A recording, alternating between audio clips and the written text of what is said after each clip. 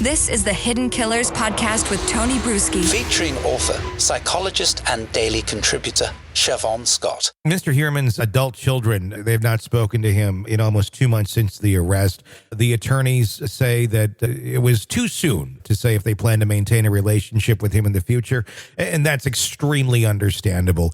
I guess my question to you would be, how often do family members stand by, or maybe not even just stand by, but maintain some type of relationship with the person that was a loved one for such a long period of time, was a father figure, was a husband? Because obviously Heuermann wasn't a serial killer to these people. If he was, then that would be the shock of a lifetime. But it appears that he was dad and that he was a husband. How do family members reconcile that sort of thing and then move forward? Is it healthy for them to maintain some sort of relationship for their own well-being, like one would maintain with maybe a parent that is narcissistic or something, and you're just doing it more for yourself to be a good son or be a good daughter? Does that apply in a case like this when someone has done or being accused of doing such horrendous things?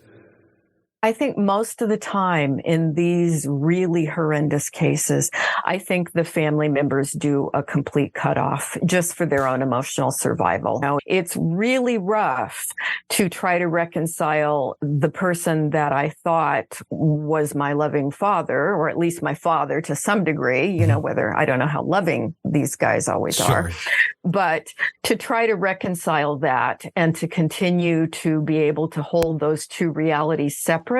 That's really hard for people to do. And I think most of the time it's probably healthier for them to just, get lots of support for their own mental health, but to move on and just cut the ties. Now, that doesn't mean if somebody has a need to go visit at some point and to try to talk it through, I certainly wouldn't discourage that, but it's something I don't think most people are able to do.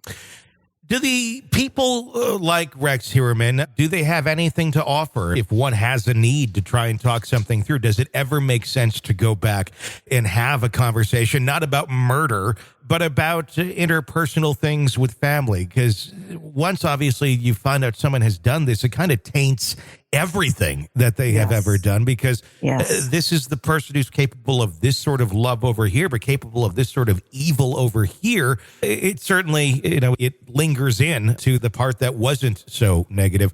Is there ever anything is it ever a good thing to maintain that? I guess would be my question.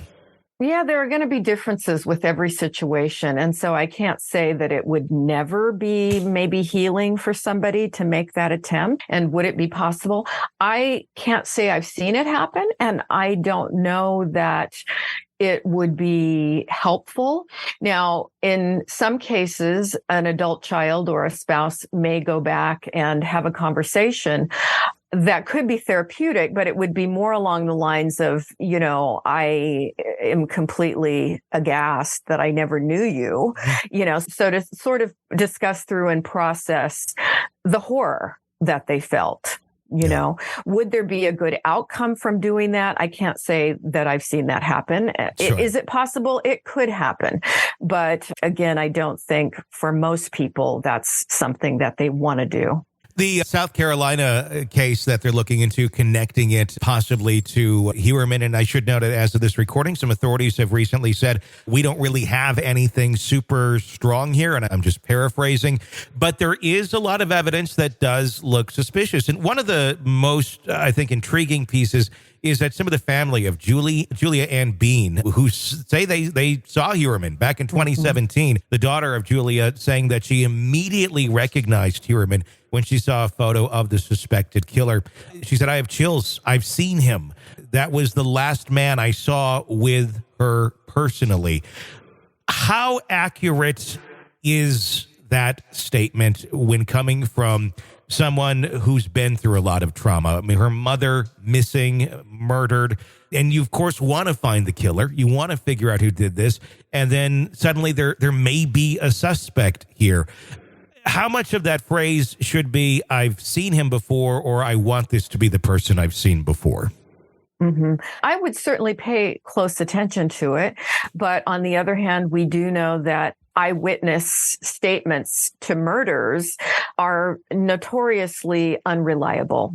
People will believe that we see these with the people that have been unjustly convicted of murder based upon an eyewitness statement that, yes, this is the person. They pick them out in a lineup.